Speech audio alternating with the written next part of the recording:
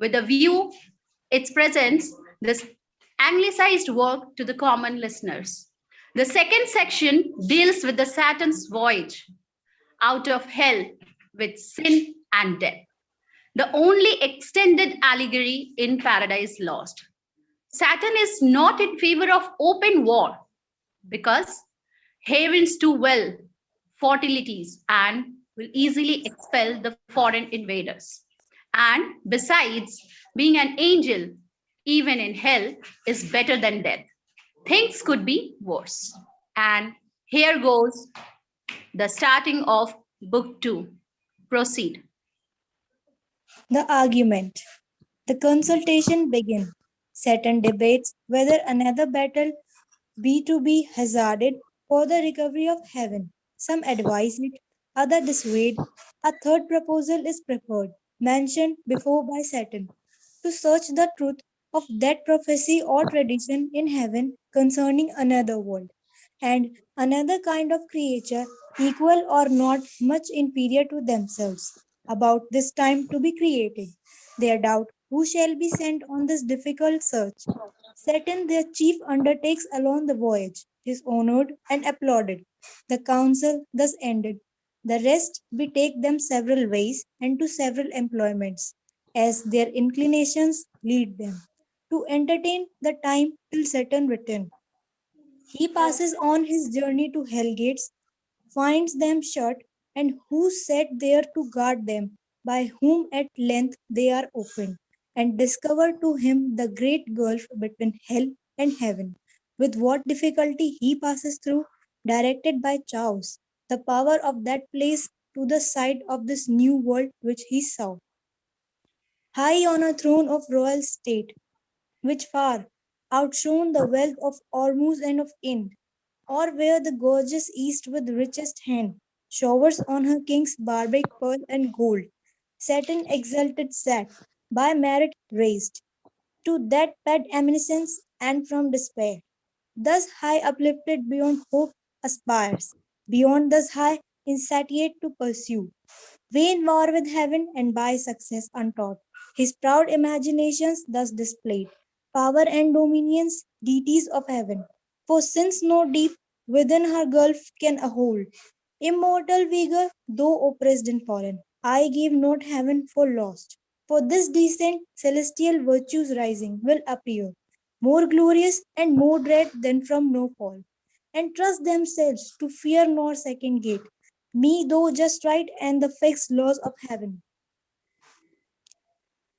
Did first create your leader, next free choice. With what besides in councils or in fight hath been achieved of merit, yet this loss, thus far at least recovered, hath much more. Established in a safe unweaned throne, yielded with full consent. The happier state in heaven, which follows dignity, might draw envy from each inferior, but who here will envy whom the highest place exposes? Foremost to stand against the thundered aims. Your bulwark and condemns to greatest share of endless pain, where there is then no good. For which to strive, no strife can grow up there. From faction, no for none shall will claim in hell.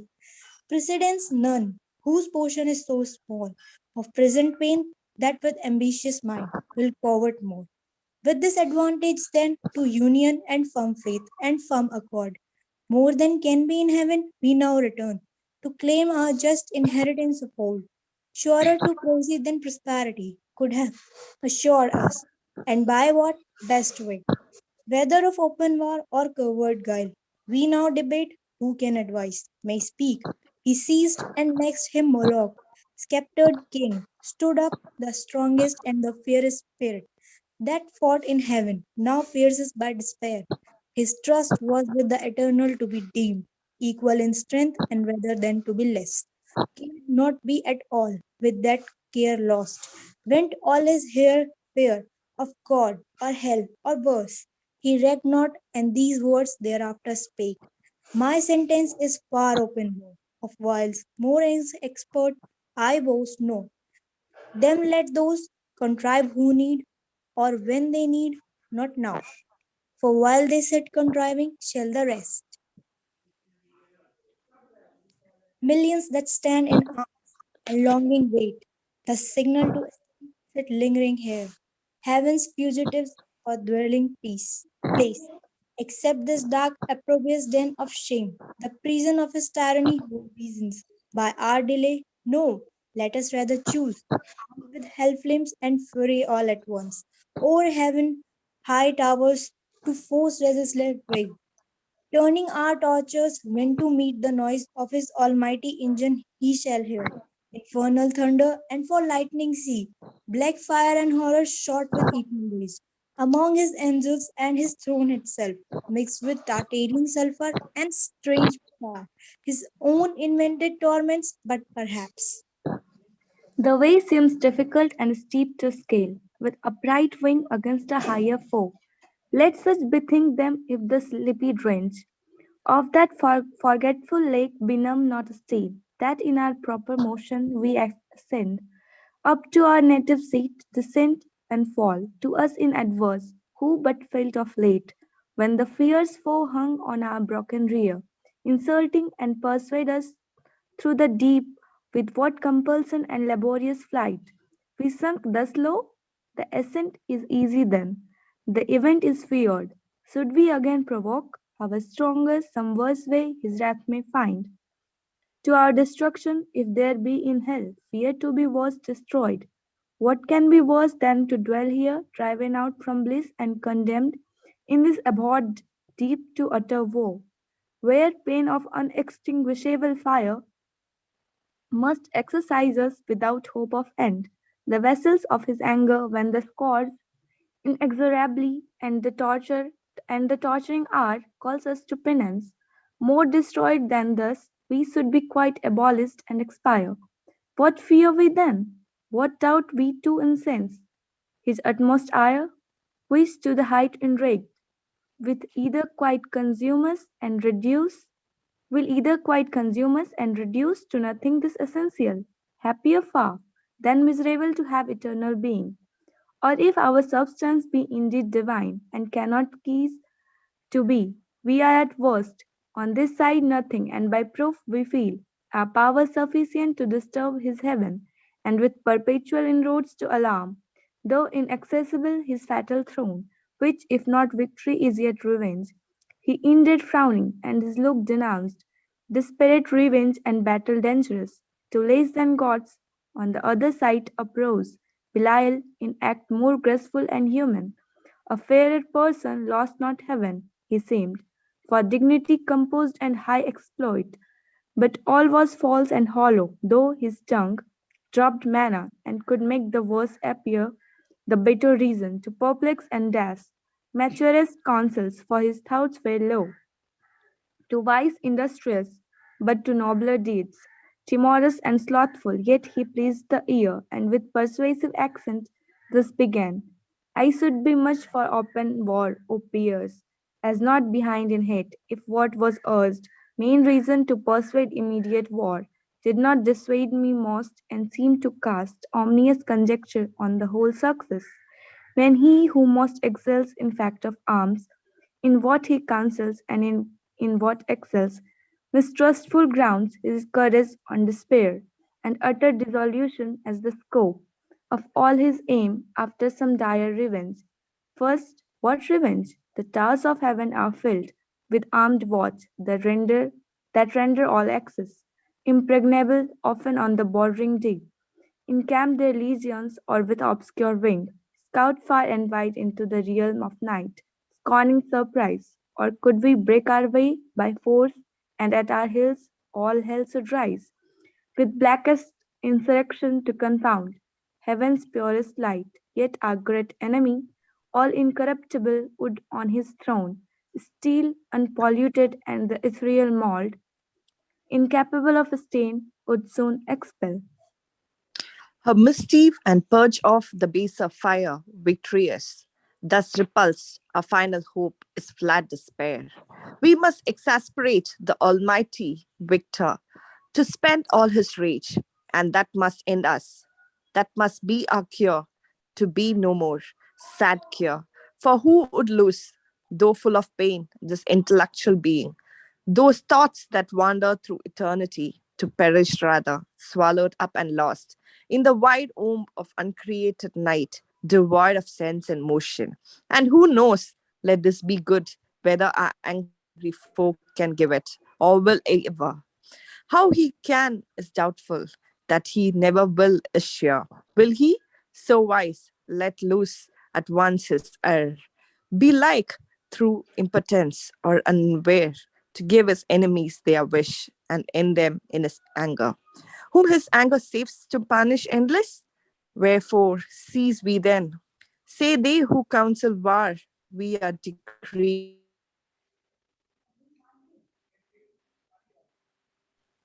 Reserved and destined to eternal woe. Whatever doing, what can we suffer more? What can we suffer worse? Is this then worst? Thus sitting, thus consulting, thus in arms? What when we flayed amain, pursued and struck, with heaven's afflicting thunder, and besought the deep to shelter us?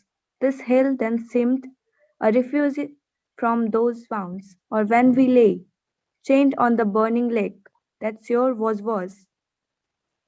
What if the breath that kindled those grim fires, awakened, should blow them into sevenfold range and plunge us in the flames, or from above should intermitted vengeance arm again his red right hand to plague us? What if all her stores were opened, and this firmament of hell should spout her cataracts of fire, impotent horrors, threatening hideous fall one day upon our heads, while we perhaps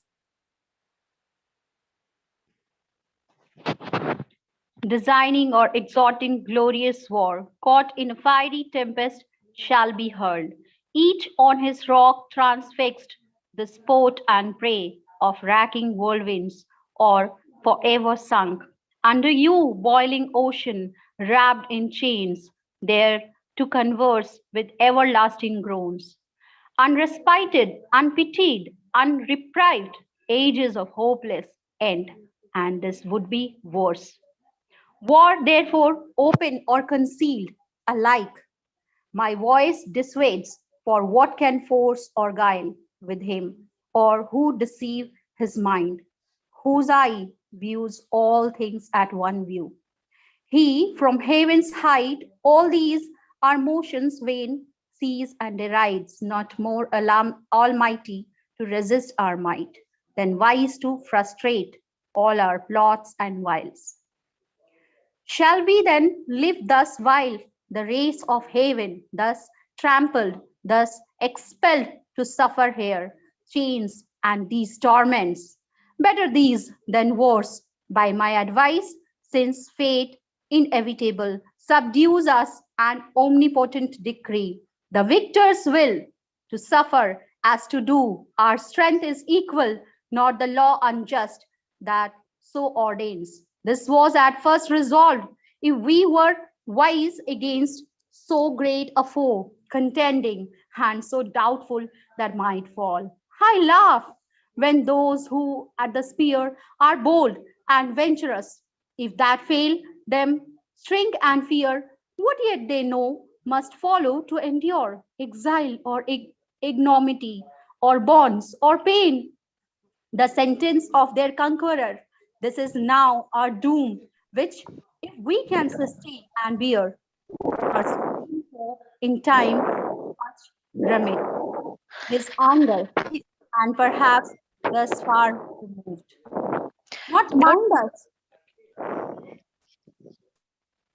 not mind us, not offending, satisfied with what is punished.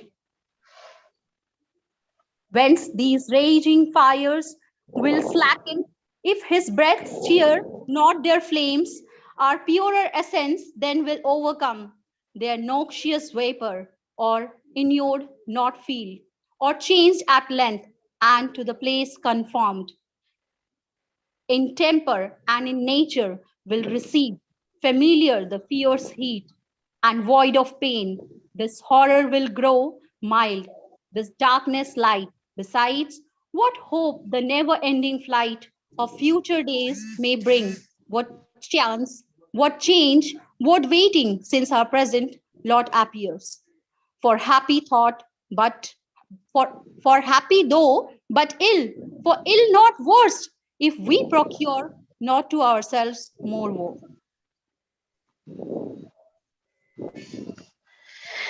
This Belial with words clothed in reason's garb, counselled ignoble ease and peaceful sloth, not peace, and after him this Mammon spake, either to disenthrone the King of heaven we war, if we war be best, or to regain our own right lost, him to unthrone we then may hope when everlasting fate shall yield to fickle chance, and chaos judge the strife. The former vain to hope argues is vain, the later, for what place can be for us within heaven's bound, unless heaven's Lord Supreme we overpower? Suppose he should relent and publish grace to all, on promise made of new subjection. With what eyes could we stand in his presence humble, and receive strict laws imposed, to celebrate his throne with warble hymns, and to his Godhead sing forced hallelujahs, while he lordly sits our envied sovereign, and his altar breathes ambrosial odors and ambrosial flowers, our servile offerings. This must be our task in heaven, this our delight. How wearisome eternity so spent in worship paid to whom we hate. Let us not then pursue by force impossible, by leave obtained, unacceptable, though in heaven our state of splendid vassalage, but rather seek our own good from ourselves and from our own life to ourselves, though in this vast races free and to none accountable, preferring hard liberty before the easy yoke of servile pomp. Our greatness will appear then most conspicuous when great things are small, useful of hurtful, prosperous of adverse we can create, and in what we place soever, thrive under evil, and work at ease out of pain, through labor and endurance. This deep world of darkness do we dread, how often amidst thick clouds and dark death, heaven's all ruling sire choose to reside, his glory unobscured, and with the majesty of darkness round covers his throne, from whence deep thunders roar, mastering their rage, and heaven resembles hell. As he our darkness, cannot we his light imitate when we please? This desert soil wants not her hidden luster, gems and gold, no want we skill or art, from whence to rise magnificence, and what can heaven show more? Our torments also may, in length of time, become our elements, these piercing fires, as soft as now severe, our temper changed into their temper, which must needs remove the sensible of pain. All things invite to peaceful counsels, and the settled state of order, how in safety best we may compose our present evils.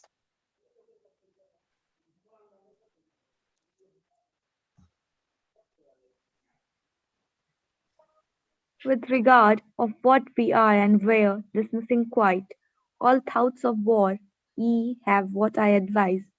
His He is cast had cast finished when such murmur filled the assembly as when hollow rock retained the sound of blustering winds, which all night long had roused the sea, now with hoarse cadence lull.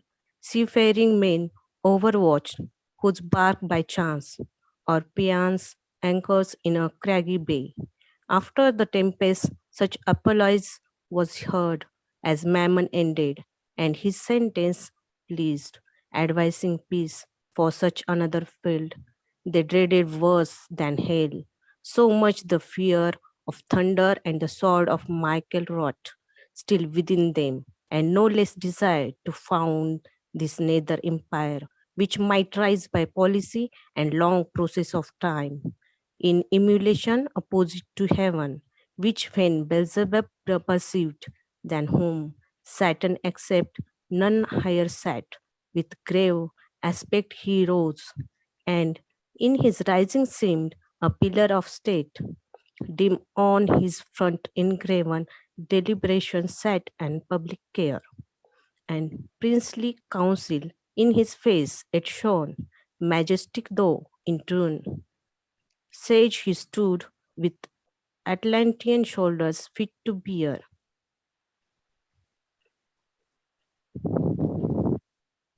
the weight of mightiest monarchies.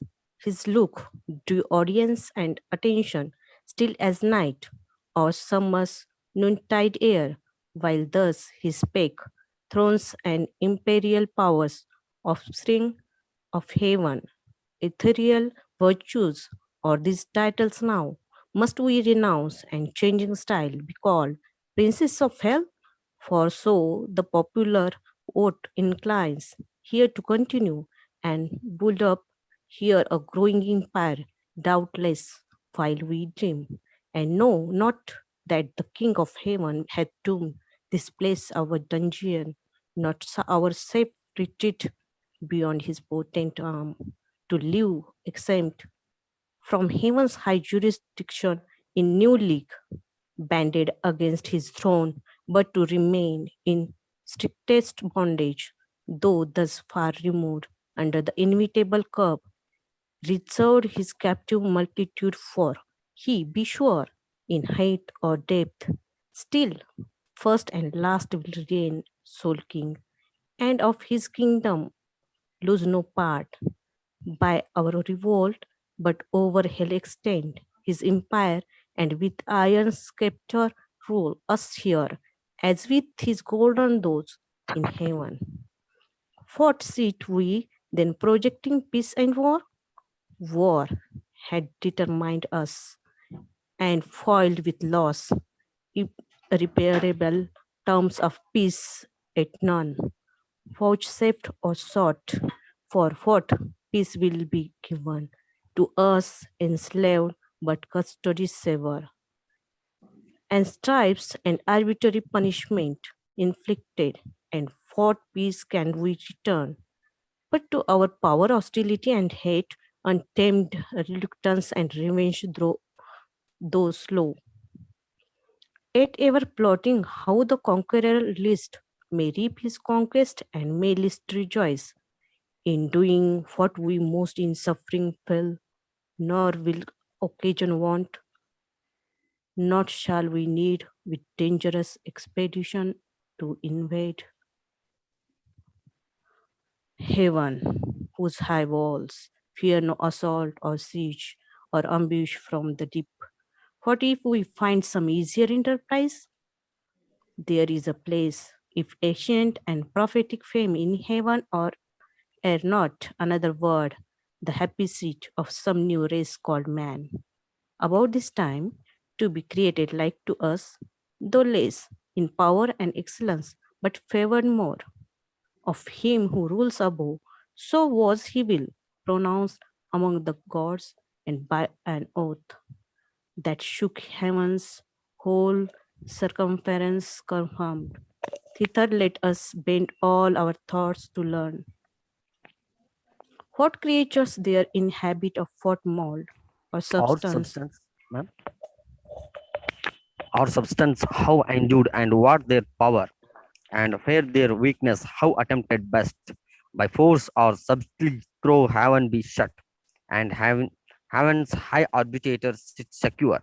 In his own strength, this place may lie exposed, the utmost border of his kingdom, left to their defense, who hold it.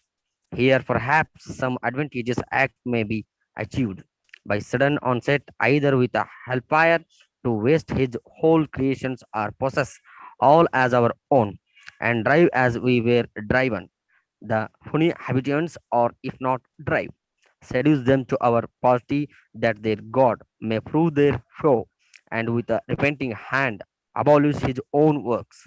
This would surpass common revenge, and interrupted his joy hand may prove their foe, and with a repenting hand abolish his own works. This would surpass common revenge, and interrupted his joy. In our confusion and our joy, a prize in his disturbance. When his darling sons hurled headlong to partake with us, shall curse their frail original and faded bliss. Faded so soon, otherwise, if this be worth attempting, or to sit in darkness here, hatching vain empires. Thus Beelzebub pleaded his devilish conceal, first devised by Satan, and in part proposed, for whence but from the author of all ill could spring so deep a malice to confound the race, of mankind in one truth, and earth with hell to mingle and involve, done all to spite the great creator, but their spite still serves his glory to augment. The bold design pleased highly those infernal states, and joy sparkled in all their eyes with full assent. They vote where each this speech he thus renews.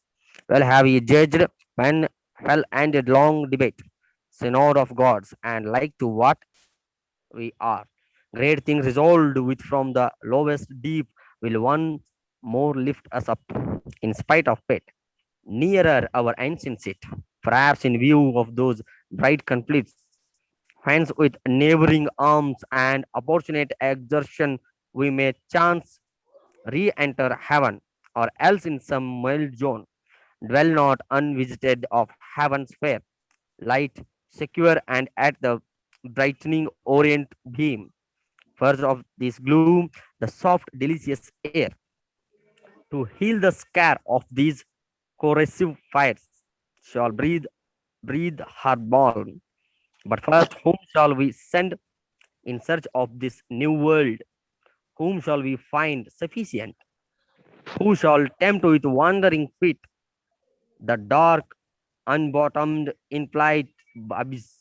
And though the palpable obscure find out his uncouth way, or spread his airy flight, born with indefatigable wings over the waste abyss, ere he arrives, the happy isle, what strength, what art can then suffice, or what evasion bear him safe through the strict sentries and station thick of angles watching around. Here he had need all circumstance, and we know no less choice in our suffrage, for on whom we send the weight of all and our last hope relies.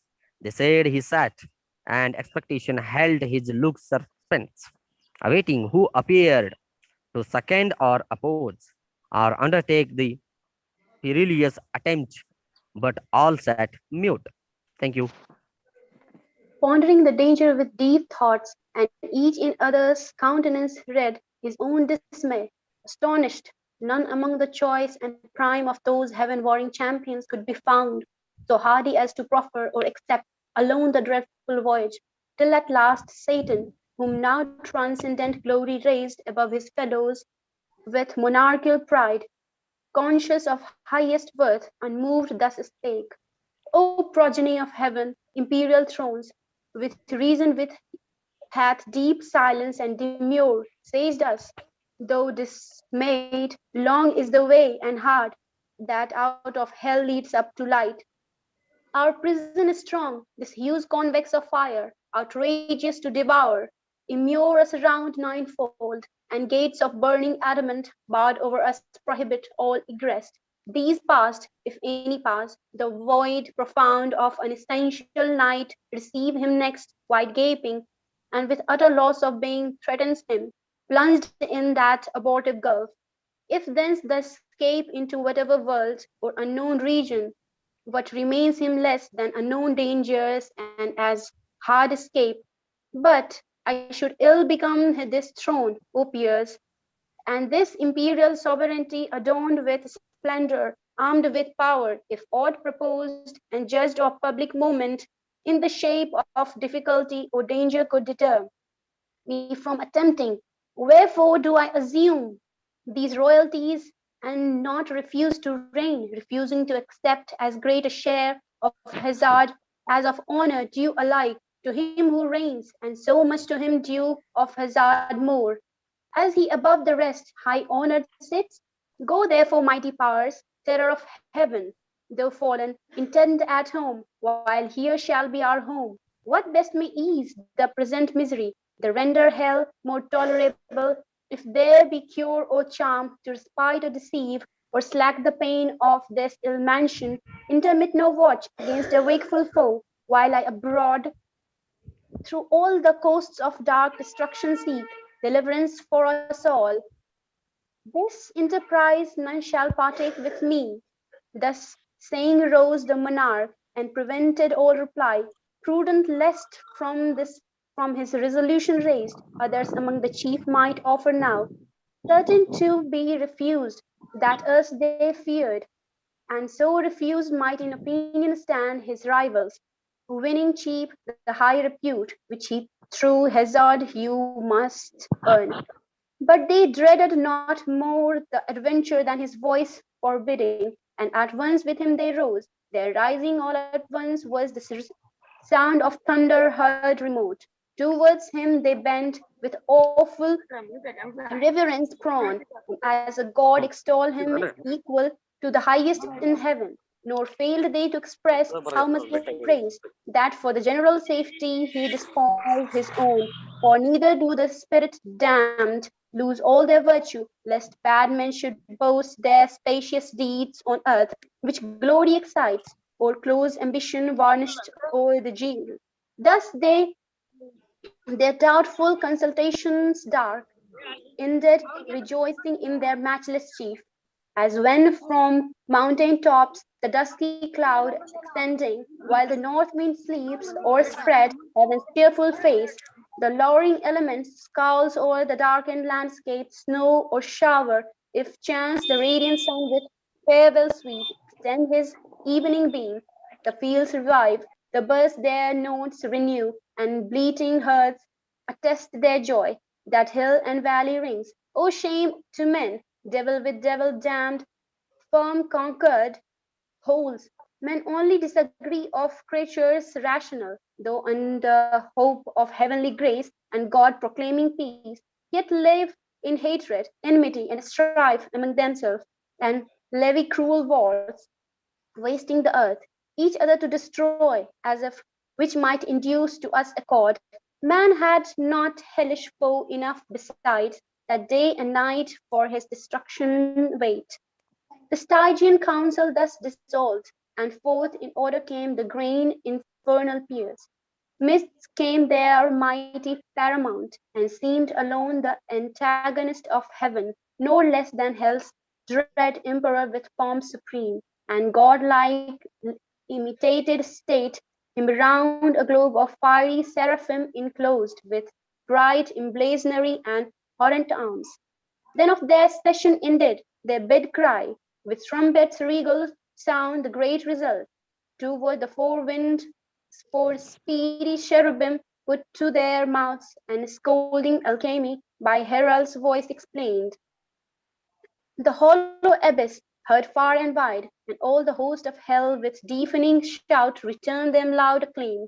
Thence more at ease their minds, and somewhat raised by false presumptuous hope, the raised powers disband, and wandering each his several ways pursues, as inclination or sad choice leads him perplexed, where he may likeliest find truce to his restless thoughts, and entertain the irksome hours, till this great chief return, part on the plain, or in the air sublime, upon the wing, or in swift race contend, as at the Olympian games or Pythian fields, part curb their fiery steeds, or shun the goal with rapid wheels, or fronted brigades from as when to one proud city's war appear, waged in the troubled sky, and armies rush to battle in the clouds, before each van prick falls the airy night, and couch their spears till thickest legion close, with fests of arms from either end of heaven and Vulcan burns. Others with vast Typhoean rage more fell rend up both rocks and hills, and ride the air in whirlwind, hell scares hold the while uproar, as when Assidus from Oelia crowded with conquest fell the envenomed robe, and tore through pain up by the roots the salient pines, and Lysis from the top of Oeta threw into the Eubic sea. Others more mild retreated in a silent valley, sing with notes angelical to many a harp their own heroic deeds and hapless fall by doom of battle, and complain that fate free virtue should enthrall to force or chance. The song was partial, but the harmony, what could it less when a spirit immortal sing? suspended hell, and took with ravishment the throning audience, in discourse more sweet, for eloquence the soul, song charms the sense, other apart sat on a hill retired, in thoughts more elevate and resound high, of providence, foreknowledge, will and fate, fixed fate, free will, foreknowledge absolute, and found no end in wandering mazes lost. Of good and evil much they argued then, of happiness and final misery, passion and apathy, and glory and shame, vain wisdom all, and false philosophy. Yet with a pleasing sorcery could charm, pain for while or anguish, and excite fallacious hope or arm the obdurate breast with stubborn patience as with triple steel. Another part in squadrons and gross bands on bold adventure to discover wide that dismal world, if any climb perhaps might yield them easier habitation, bend four ways their flying march along the banks of four infernal rivers that disgorge into the burning lake their baleful streams, abhorred strikes the flood of deadly hate. Sad Archiron of sorrow, black and deep, Cocytus, name of lamentation loud, heard on the rueful stream, fierce Phlecton, whose waves of torrent fire inflame with rage. Far off from these a slow and silent stream, Lethe, the river of oblivion, rolls, her watery labyrinth, whereof who drinks forthwith his former state and being forgets both joy and grief, pleasure and pain.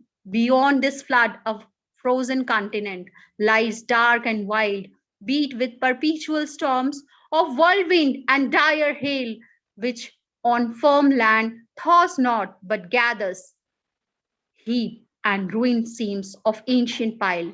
All else deep snow and ice, a gulf profound as that Serbonian bog betwixt Dementia and Mount Cassius old, where armies whole have sunk. The parching air burns frore and cold performs the effect of fire. Thither by harpy footed furies hailed, at certain revolutions all the damned are brought and feel by turns the bitter change of fierce extremes, extremes by change, more fierce, from beds of raging fire to starving eyes, their soft ethereal warmth, and there to find, immovable, infixed and frozen round, periods of time, thence hurried back to fire. They ferry over this Lydian sound, both to and fro, their sorrow to argument, and wish and struggle as they pass to reach the tempting stream, with one small drop to lose in sweet forgetfulness, all pain and woe, all in one moment, and so near the brink, but fate withstands, and to oppose the attempt, Medusa with Georgian terror guards the ford, and of itself the water flies, all taste of living white, as once it fled the lip of Tantalus. Thus, roving on in confused march forlorn, the adventurous bands, with shuddering horror pale and eyes aghast, viewed first their lamentable lot and found no rest through many a dark and dreary vale. They passed, and many a region dolorous, over many a frozen, many a fiery Alp, rocks, caves, lakes, ferns, bogs, dens, and shades of death, a universe of death, which God by curse created evil. For evil only good, where all life dies, death lives, and nature breeds. Perverse, all monstrous, all prodigious things, abominable, innumerable, and worse, that fables yet have feigned, or fear conceived, gorgons and hydras and chimeras dire. Meanwhile, the adversary of God and man, Satan, with thoughts inflamed of highest design, puts on swift wings and towards the gates of hell explores his solitary flight. Sometimes he scours the right hand coast, sometimes the left, Now shapes with level wing the deep, then soars up to the fiery concave towering high. As As when when, fa- as when far off at sea, a fleet descried hangs in the clouds by equinoctial winds, closing sailing from Bengala or the isles of Ternate and Tidor, whence merchants bring their spicy dregs. They on the trading fled through the wide Ethiopian to the Cape, lie steaming nightly towards the pole. So seemed far off the flying find. At last appear hell-bounds, high-reaching to the horrid roof, and thrice threefold the gates. Three folds were brass, three iron, three of adamantine rock, impenetrable, impaled with circling fire, yet unconsumed. Before the gates there sat on either side a formidable shape. The one seemed women to the waist and fair, but ended foul in many a scaly fall, voluminous and vast, a serpent armed with mortal string. About her middle round a cry of hell howls, never ceasing, barked with wide Serbian mouths full loud, and rung a hideous peal. Yet when they least would creep, if aught disturbed their noise, into her womb, and kennel there, yet there still barked and howled within unseen. Far less abhorred than this vexed Scylla bathing in the sea that parts Calabria from the host Trinacrian shore, nor uglier follow the night hag when called in secret, riding through the air she comes, lured with the smell of inflamed blood, to dance with Lapland witches, while the laboring moon eclipses at their charms. The other shape, if shape it might be called, that shape had none distinguishable in member, joint, or limb, or substance might be called that shadow seemed, for each seemed either black it stood as night, fierce and ten furies, terrible as hell, and shook a dreadful dart, what seemed his head the likeness of a kingly crown had on. Satan was now at hand, and from his seat the monster moving onward came as fast as with horrid strides, hell trembled as he strode, the undoubted fiend. What this might be admired, not feared, God and his Son except. Created things not valued be nor shunned, and with disdainful look thus first began. Whence and water though execrable shape that darest draw grim and terrible, advance they miscreated friend athwart my way to yonder gates. Through them I mean to pass, that be assured without leave asked of thee. Retire, or taste thy folly, and learn by proof, hell-born not to contend with spirits of heaven. To whom the goblin full of wrath replied, art thou that traitor angel? Art thou he who first broke peace in heaven and faith, till then unbroken, and in proud rebellious arms drew after him the third part of heaven's sons, conjured against the heights, for which both thou and they outcast from God, and here condemned to waste eternal days in woe and pain, and reckon thou thyself with spirits of heaven, hell doomed, and breaths defines here and scroll, where I reign king, and to enrage thee more, thy king and lord. Back to thy punishment, false fugitive, and to thy speed add wings. Lest with a whip of a scorpion I pursue thy lingering, or with one stroke of this dart strange horror sage thee, and pangs unfelt before. So spake the grisly terror, and in shape so speaking and so threatening grew tenfold more dreadful and deformed. On the other side, incensed with indignation, Satan stood, unterrified, and like a comet burned, that fires the length of Ophiuchus huge in the Arctic sky, and from his horrid hair shakes pestilence and war.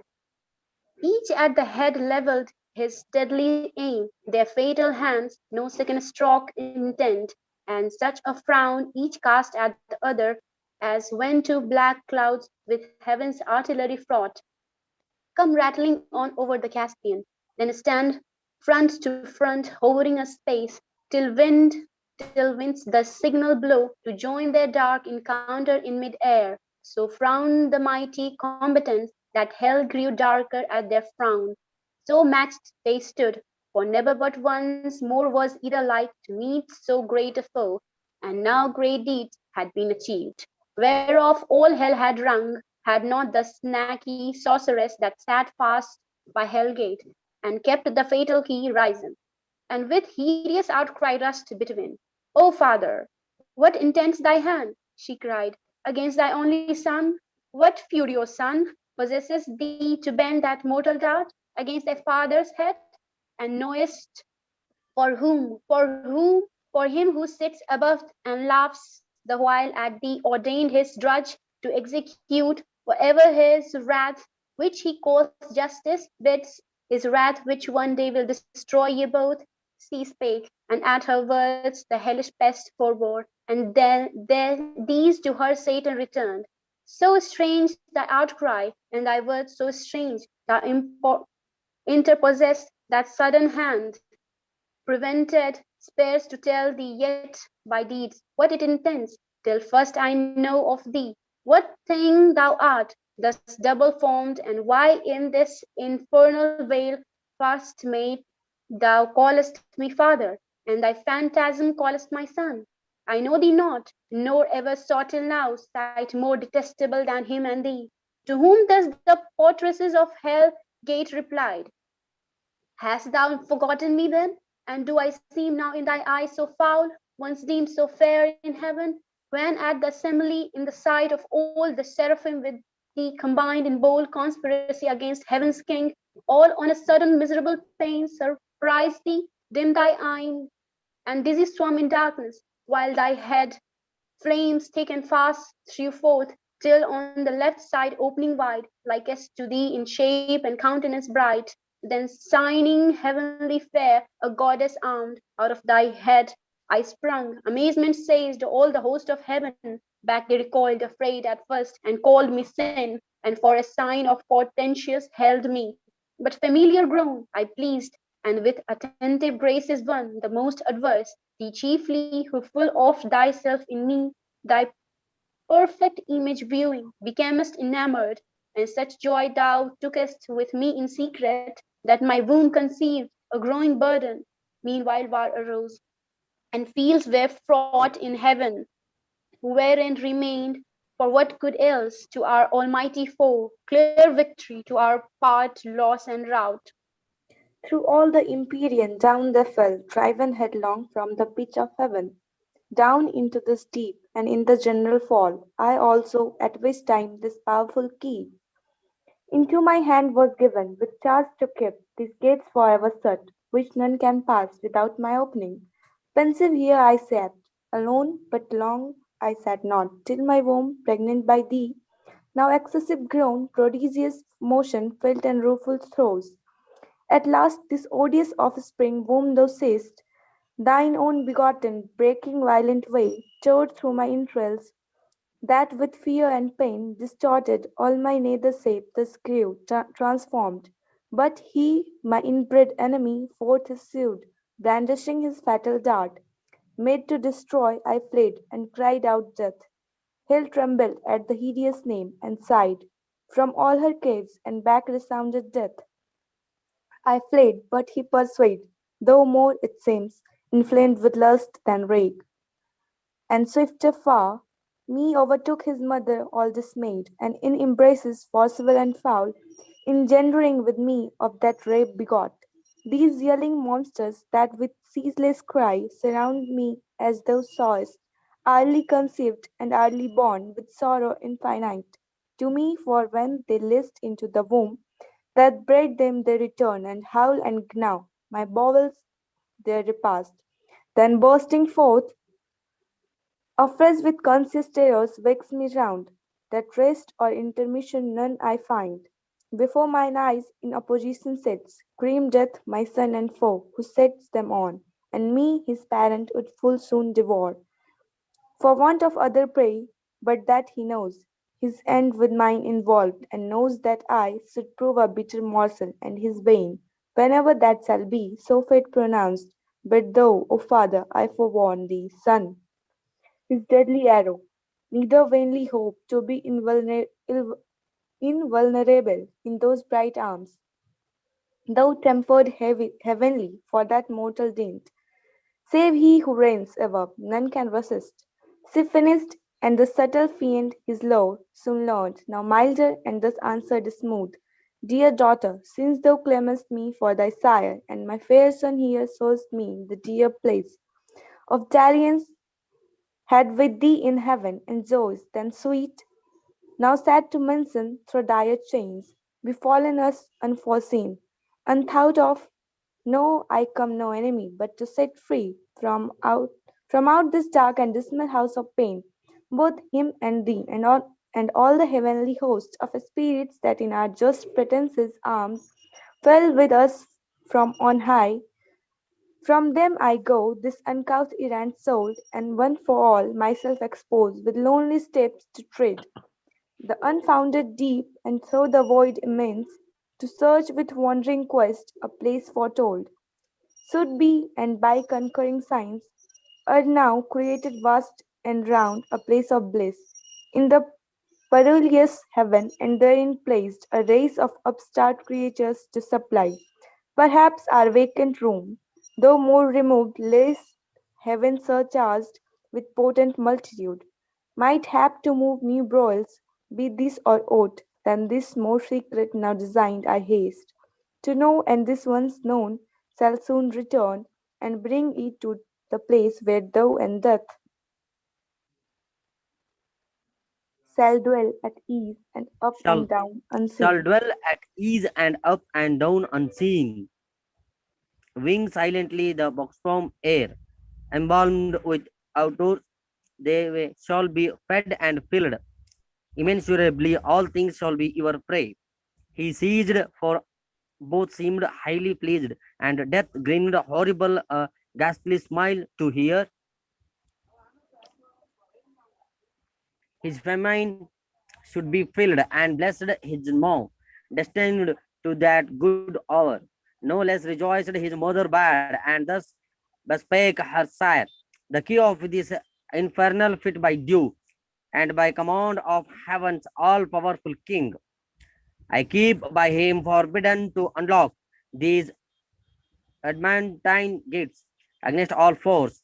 Death ready stands to interpose his dart, fearless to be overmatched by living might. But what owe I to his commands above, who hates me, and had either thrust me down into this gloom of Saturnus profound, to sit in a hateful office here confined, inhabitant of heaven and heavenly born, here in perpetual agony and pain, with terrors and with a clamorous compassed round of mine own brood, that on my balls feed. Thou art my father, thou my author, thou my being gives me. Whom should I obey but thee? Whom follow? Thou wilt bring me soon to that new world of light and bliss, among the gods who live at ease, where I shall reign at thy right and voluptuous to obtain thy daughter and thy darling without end.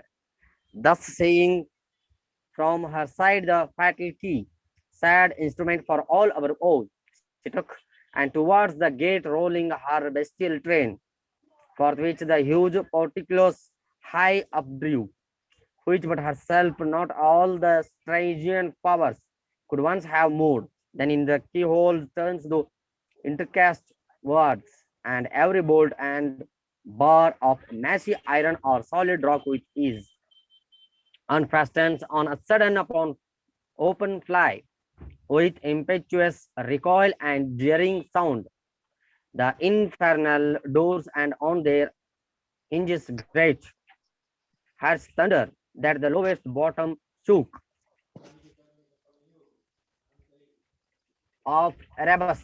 She opened, but to shut excellent her power. The gates wide open stood, that with extended wings of bannered host, under spread ensigns marching might pass through, with horse and notes ranked in loose array. So wide they stood, and like a furnace mouth, cast forth redounding smoke and ruddy flame. Before their eyes in sudden views appear the secrets of the hoary deep, a dark, illimitable ocean without bound, without dimension, where length, breadth, and height, and time and place are lost, where elders, night and chaos, ancestors of nature, hold eternal anarchy amidst the noise of endless wars, and by confusion stand. For hot, cold, moist, and dry, four champions fires strive here for mastery, and do battle bring their embryon attowns.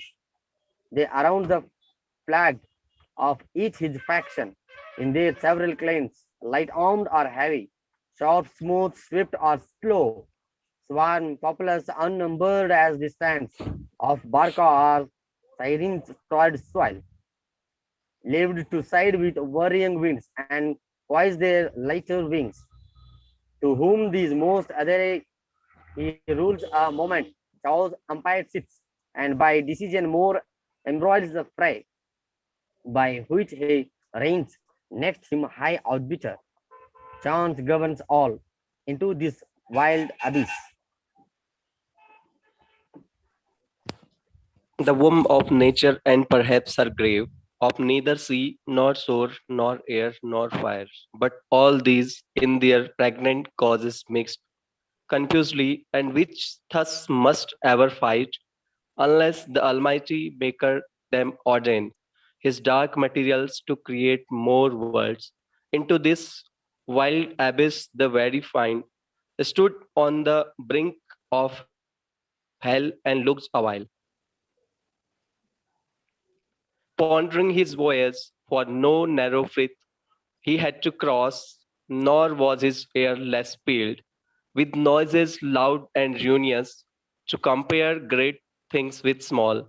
Then when Bellona storms, with all her battering engines bent to rage, some capital city or less than if this frame of heaven were falling, and these elements in mutiny had from her axle torn the steadfast earth. At last his sail broad wends. He spreads for flight, and in the surging smoke uplifted spurns the ground.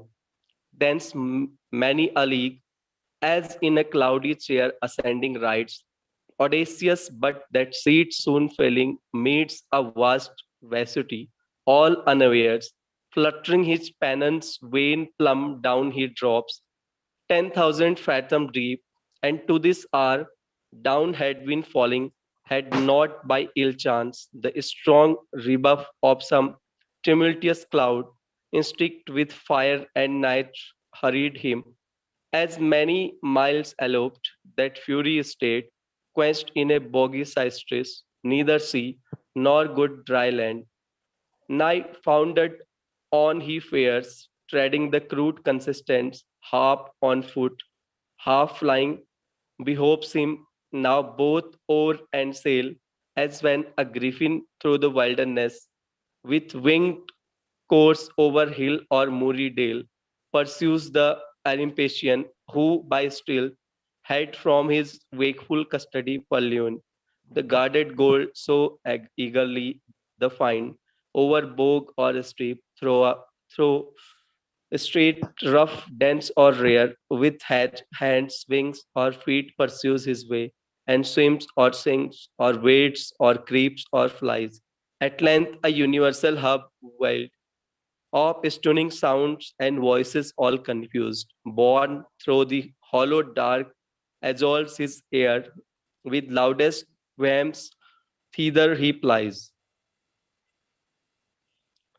undaunted to meet their whatever power or spirit of the nethermost abyss might in that noise reside, of whom to ask which way the nearest coast of darkness lies, bordering on light when straight behold the throne of Chaos and his dark pavilion spread, wide on the wasteful deep, with him enthroned sat sable-vested night, eldest of things, the consort of his reign, and by them stood Orsus and Adas, and the dreaded name of Jamgorgon, rumor next, and chance, and tumult and confusion all embroiled, and discord with a thousand various mouths.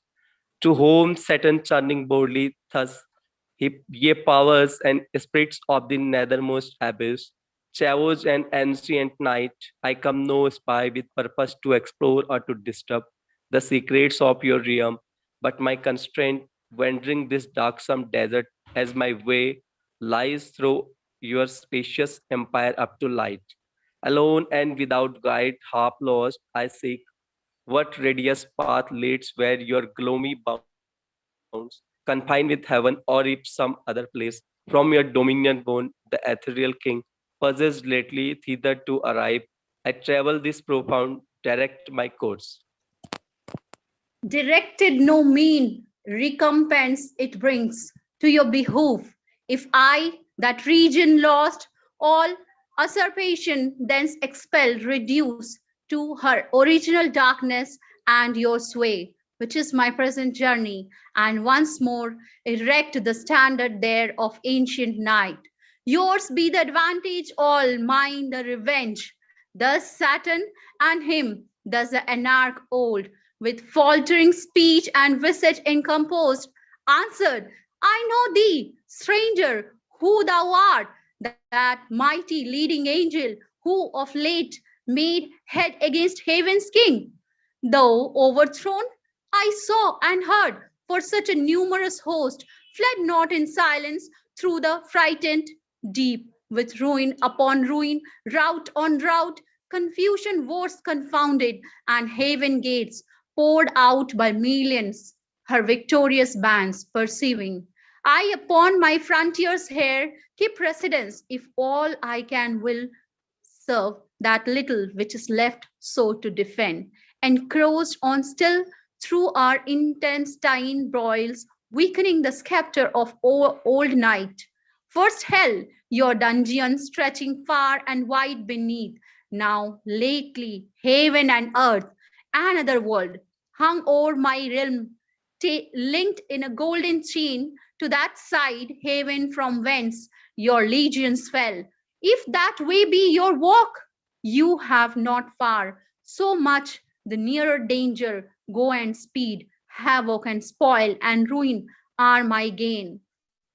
He ceased, and Saturn stayed not to reply, but glad that now his sea should find a shore with fresh alacrity and force renewed, springs upward like a pyramid of fire into the wild expanse, and through the shock of fighting elements on all sides round, environed winds his way, harder beset and more endangered than when Agro passed through Bosphorus betwixt the jostling rocks, or when Ulysses on the labored shunt, Charlie Bods, Charlie bids, and by the other whirlpool steered, so he with difficulty and labor hard moved on with difficulty and labor he.